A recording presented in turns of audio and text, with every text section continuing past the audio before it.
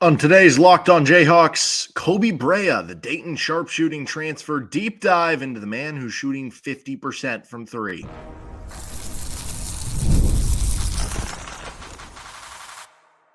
You are Locked On Jayhawks, your daily podcast on the Kansas Jayhawks. Part of the Locked On Podcast Network, your team every day. I'm Derek Johnson. You can give me a follow on Twitter at DJohnsonRadio. You can find our show here with Locked On Jayhawks anywhere you get your podcast, including on our YouTube page. Please like and subscribe to the show. Helps us out on our end of things. On today's edition of Locked On Jayhawks, we're deep diving into Koby Brea. There's some latest news about Koby Brea, connecting him with Kansas among a long list of some other esteemed schools. So we're going to deep dive into him, a scouting report, how he'd fit with KU. Would it be a take? How would it affect everything else? And other decisions still to come possibly for KU this offseason and the rest of the latest in the transfer portal. First, today's episode of the show is brought to you by Game Time. Download the Game Time app, create an account, and use code LOCKEDONCollege for $20 off your first purchase with Game Time. So we're going to start with Koby Brea. Who is Koby Brea? What's the latest news on him? First of all, spells Koby a little bit differently. Spells it with a Y as opposed to an E. Appreciate a little bit of a difference there. But he is a 6'6" guard/wing. He played the 2 and the 3 for Dayton this past season, about 205 pounds. Originally from Washington Heights, New York. He went to Dayton for 4 seasons. One of those was the COVID year, so he has 1 year left of play. According to Dushan London of 24/7 Sports and CBS Sports, he tweeted this earlier today, at least I guess yesterday from when you're listening to this, but Dayton transfer Koby Brea has completed Zooms and is considering the following schools: Kansas, Duke, North Carolina, UConn, and Kentucky. Now, it's not a guarantee when you have a bunch of really good schools that the player is going to automatically be good. Nick Timberlake, right? But with Brea, I think there's even more there with stats doing it. Like the Atlantic 10 is a whole nother level from where you're kind of talking about the jump there. But anyway, that is a nice laundry list of schools. And the reason why you can never have enough shooting. And when you're talking about a player like Brett, sometimes it's like you have to bring on a player and it's like, well, this player's a good shooter, but I don't know about some of these other things. And they're going to want to be a starter. And it's like, well, the beauty with Brea is he was coming off the bench at Dayton. So if he's transferring up to an even higher level, is he still coming off the bench? Now he's playing starter level minutes. So maybe that's a little bit different, but point being, you could convince every school, if we're bringing on a bench player who can shoot threes, why would we not want to add that? Like, what is the harm in adding that? You know what I mean? And giving more to yourself there. Because this is the headline. He shot 49.8% from three this season on 6.1 attempts per game from three-point range. Kansas, how many games would we see Kansas go 6 of 14 or I don't know, that was like the good games, but shoot 14, 15, 16 threes in a game. He was taking basically 40% on a lot of what games that Kansas would take as a team. That's how many he was taking per game. And he was shooting them at 50% this past season. And yes, this was his best year. So, it'd be easy to say, well, what are the odds he shoots 50% from three again? Yeah, probably not great he shoots 50% from three again, because that takes a lot of things to go in. But even if he reverts to the career average, 43.4% from three on 4.6 attempts, you take that too. So overall, he averaged 11.1 points per game last season, 3.8 rebounds, 1.2 assists. He came off the bench in 29 of the 33 games for Dayton. That's a Dayton team that was pretty good this year. They finished, I think, 10 spots behind Kansas and KenPom. They were a 7 seed and made the second round of the NCAA tournament before losing to Arizona. And yes, it's mostly, I don't know. I hesitate to call it like a one-trick pony because there are other things where he's at least proficient at here, and we'll get to that here in a second. But like it's basically the teams who are trying to add Koby Brea, it is for the one thing. It is for the shooting. He is that good at it, though. And guess what? Shooting is very important in basketball. Turns out three-point shooting is very helpful, not just scoring, but opening up the spacing for your offense, which makes him extremely valuable. And in the NCAA tournament, he was really good. He had 15 points on 5 of 8 from three in their win against Nevada, and he was big in that they had kind of a crazy last-second comeback to get there. He was big along the way there. He also had 14 points, 4 of 8 from three in their loss to Arizona. So in total, 14.5 points per game in the 2 NCAA tournament games on 56% from three. Now, obviously, the Atlantic 10 isn't as good as the Big 12, but it is a league that's ranked higher than the American Athletic Conference or the West Coast Conference or the Missouri Valley Conference on KenPom. And when you don't just look at the NCAA tournament, which is against the better teams, you look at the entirety against KenPom top 100 opponents this year. Brea shot 50% from three over the course of 16 games. That's, almost half the team's games. It's still 50% from three. And in their 8 games that Dayton played against KenPom top 50 opponents, he shot 57% from three. So it's not like he was just picking on lower opponents to get this done. How about some of the in-depth numbers? How about some of the synergy numbers, the analytic numbers, all that sort of stuff? Well, this is going to be really fun for me. 99th percentile in spot-up shooting. He shot 52% on spot-up threes this season. Now, the year before, this is what we were talking about earlier, right? There's no guarantee that you're going to have the same success rate because that is such a high success rate that, it's almost like a hitter who hits 360 one year. Well, the next year they could revert to the mean and still hit 330. You know what I mean? So like he can go down. But the year before he was at 34% from three on spot up threes. The year before that, he was at 38% on spot up threes. Now you do get better as you go on in college. So, are you going to get the guy that's closer to that? Either way, any of those numbers would be good enough to help KU. He was also in the 98th percentile on pick and roll because he went 20 of 40. 50% on threes. He was 90th percentile off screens because he went a lowly, compared to those other numbers, 43% from three off screens. 99th percentile in transition. That was just 20 attempts, so not a ton of numbers to look at there. But he was 100th percentile on all jump shots. So this guy basically had the best jump shot in college basketball this past year. He was 100th percentile on catch and shoot. He went 53.8%. So basically 54% from three on catch and shoot opportunities. By the way, I figured out the spot up versus catch and shoot stuff. Spot up means you're just spotting up, waiting for the ball. The ball comes to you. You could shoot it, or you could, pump fake and then drive to the rim. You could be spotted up, catch it, pump fake, get the guy to blow by, take one dribble in, take a mid-range shot, right? You could just drive after spotting up. There's a lot of things you do. Catch and shoot is literally, you just, after you catch it, it could be off the move or it could be spotting up. You catch it and you shoot it, right? So 54% on catch and shoot opportunities at Dayton last year, 100th percentile. And on those, if you divvy those out, he was 51% from three on guarded catch and shoots. So even if you guarded the catch and shoots, he still made them at 51%. And he was 59% on unguarded catch and shoot threes. That is ridiculous. Year before that, he was 36% on catch and shoot threes overall. Year before that, he was 40% on catch and shoot threes. So again, you could say, well, what if we get the guy who he was as his junior year? That's still a proficient shooter, 36% on catch and shoot threes. But I again, like, you're going to get better year in and year out in college basketball. I'm not saying you're going to get 50% if you land this kid or whoever does land him. But could you get 40%? Could you get 45%? Yeah, that is very much in the ballpark here. He was also in the 96th percentile in dribble jumpers. He went 42% from three off the dribble. And he was also 100th percentile at the rim and 99th percentile in layups. Didn't take much of either, very small sample size of both.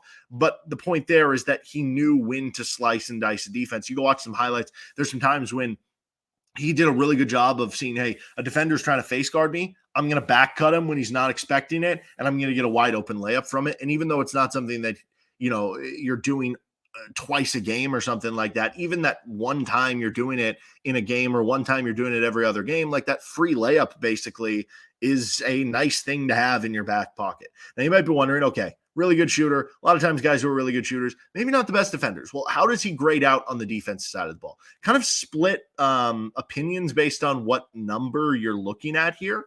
Because if you're looking at synergy, it actually liked what Koby Brea did this past season. And sometimes the defensive stats, like, I don't know, it's a little bit harder to gauge.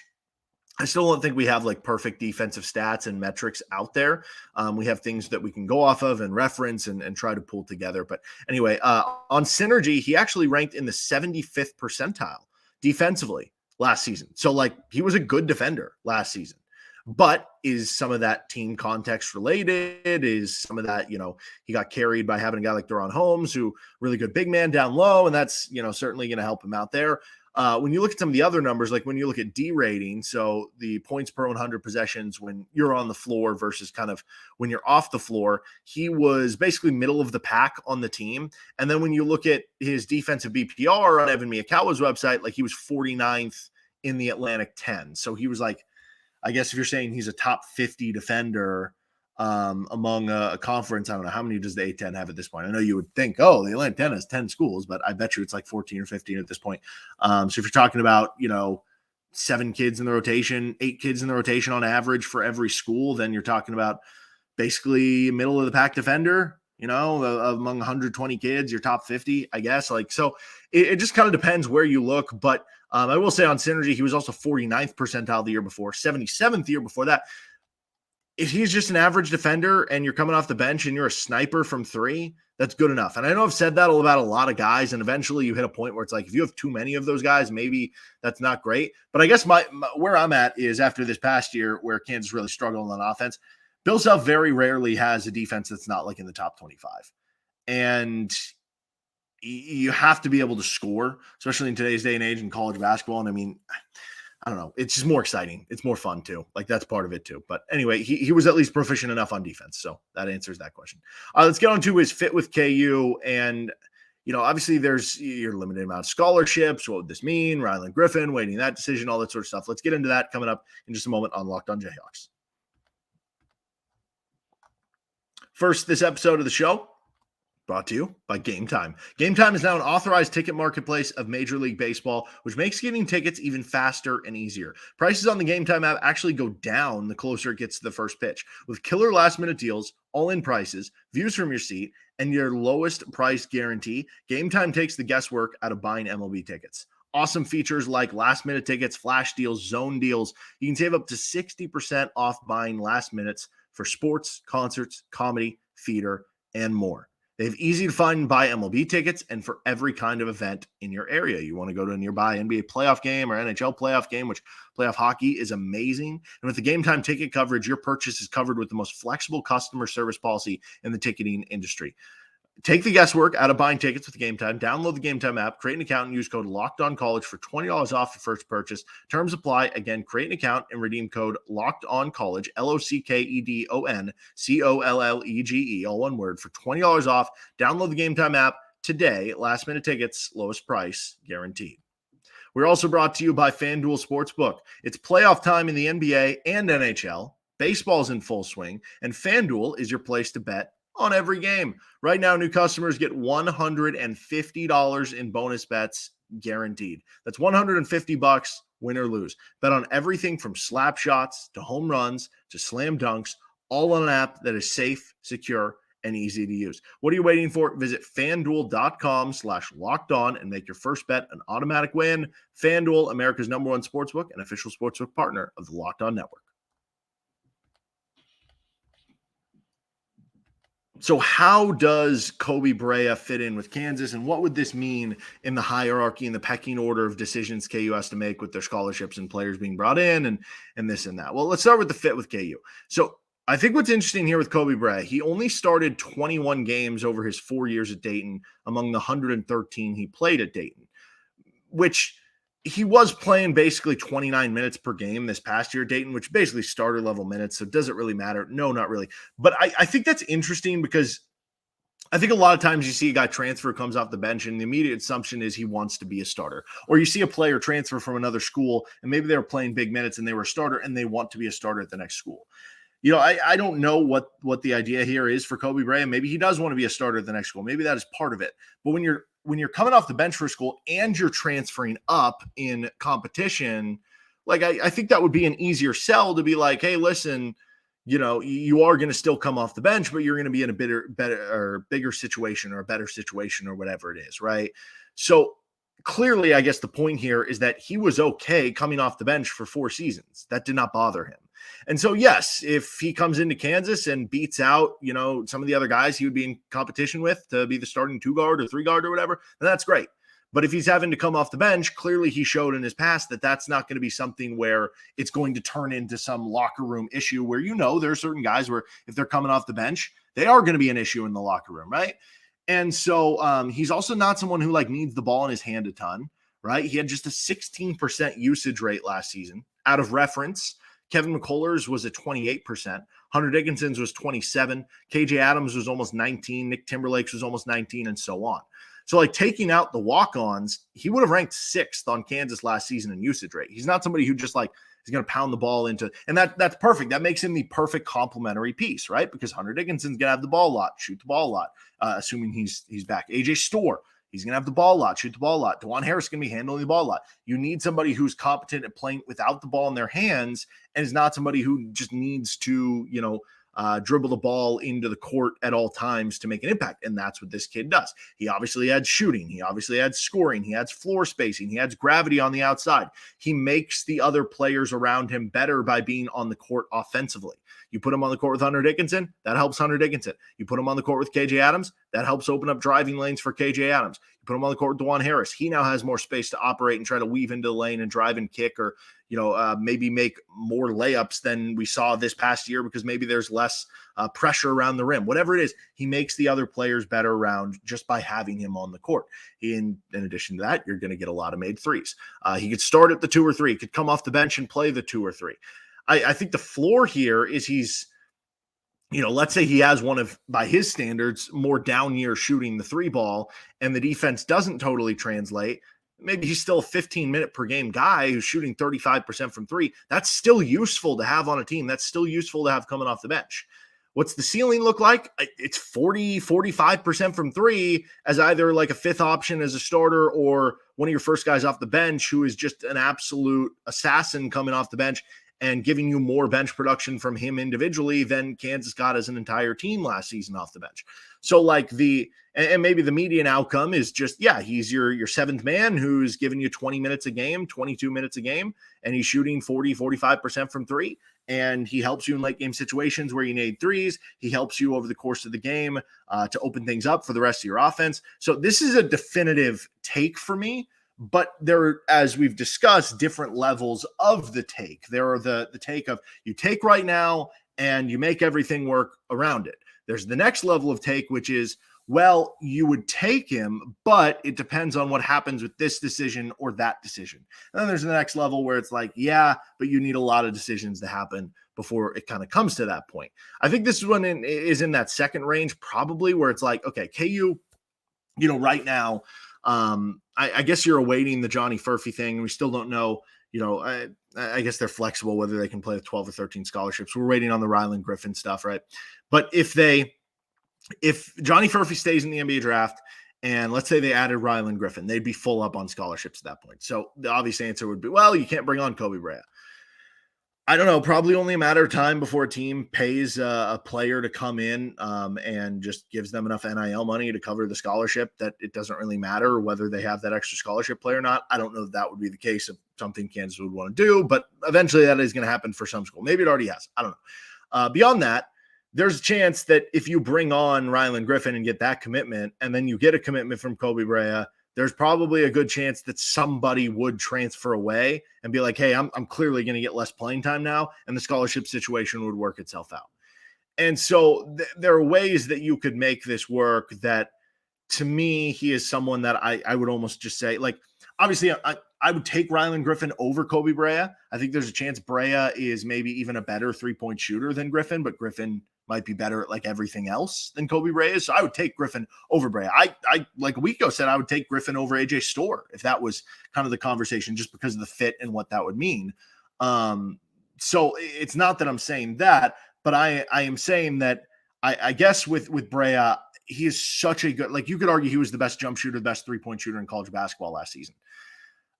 I would be willing to just say, let's just bring this kid on if he's interested and we'll figure out the scholarship thing later. Like I said, there's enough workarounds you can get through. Chances are somebody would transfer. Worst case scenario, you do the NIL workaround. I don't know. There's ways to work around. Just amass the talent you can, right? You just had a season where things were very thin. And as much as you would like to play politics and say, hey, we don't want to, over recruit here where another kid wants to leave and it leads to a domino effect. At the end of the day, I don't know. I go back and forth between these two things because that is unfortunate when it happens. But there is another part of me where it's like, well, this is Kansas basketball and you shouldn't be afraid of competition. So I don't know. Bring them on. More 3-point shooting, the better. All right, let's finish up latest portal news for KU and around the transfer portal on this edition of Locked on Jayhawks. First, this episode of Locked on Jayhawks is brought to you by Monopoly Go. The scoreboard's not looking good. You might be feeling low, not sure you or your team can pull out a win. It's when you dig deep, lift your head up, and say to yourself, time to get back in the game. Pull off some bank heists and take as much of your friends' money as you possibly can. That's right. The smash hit mobile game Monopoly Go lets you compete with your friends to get the most riches and the biggest empire. It's the Monopoly you love, but on your phone, anytime, with tons of new twists, including leaderboards to compare your progress to your buddies. There's so much to do. You can play on countless dynamic Monopoly boards, make your friends bankrupt by smashing their landmarks with a wrecking ball, charge other players rent for your iconic properties. You can even work with your friends to crack open community chests and in tournaments get extra rewards and climb the leaderboard if you do want to play more with your friends as opposed to against them. So get back out there, put on your game face, and download Monopoly Go, now free on the App Store or Google Play Store today. What's the latest in the portal? Well, we're still awaiting Rylan Griffin news, at least as of time of recording this. I feel like that could happen at any point. It seems like there's a lot of people pointing to expecting that to happen. Still, I guess the longer it goes from the visit ending where you don't get a commitment, maybe the more you start wondering, oh, what could happen here? Because I do think it is as much as a lot of, I don't know, there are a lot of people connecting the dots that it's close to happening, I guess would be the way of putting it. And obviously, you know, things don't always happen super fast, so you shouldn't stress out about it or whatever. Still, at the end of the day, there is probably in the back of your mind, you remember back to last offseason, it felt like Kansas was getting Mackenzie Mbako. It felt like Kansas was getting Harrison Ingram. It felt like Kansas was getting Spencer Jones, right? And a lot of these things were rumored to happen, and then they didn't happen, right? So things do fall through, and it is entirely possible the longer we go. But who knows? But I guess point being, we're just waiting on some decision from Rylan Griffin, and if that does happen, we will talk about it. Jeremy Roach, I don't think that was ever really a target for KU, but Hunter Dickinson went on Twitter and made people wonder if it was. He's going to Baylor, so they'll actually play against each other. Indiana's making some moves, so is Baylor, so those will be kind of interesting. This one, kind of interesting, a name that entered the portal about a week ago, Max Shulga. He is a shooting guard who was at VCU this past season, like 6'4", 6'5" shooting guard. Was at Utah State before that. He's originally from Ukraine, shooting guard who shot like over 40% from three this past season. I can't help but wonder if, let's say you bring on Rylan Griffin, and then let's say because of that, one of your other guards decides to transfer or not come to KU or whatever. And then as a result of that, you're like, okay, well, we'll use that scholarship to try to get Koby Brea. But then Koby Brea is like, no, I'm going to UConn or I'm going to Kentucky or whatever it is. Maybe Max Shulga would make some sense. You know, good three-point shooter. Not quite as good as Koby Brea, but good three-point shooter. I don't know if there's any relation with Svi and him and some sort of like grassroots basketball for them growing up playing in Ukraine. Obviously, he's younger than Svi and stuff, and I don't think they're from the same town or anything, but I don't know. Certainly makes you wonder, and maybe another name to keep an eye on. But maybe we'll do a deep dive on that. We'll see. We'll see later in the week. All right, that'll do it for this episode of Locked On Jayhawks. You can find our show anywhere you get your podcasts, including on our YouTube page. We'll see you next time with LOJ.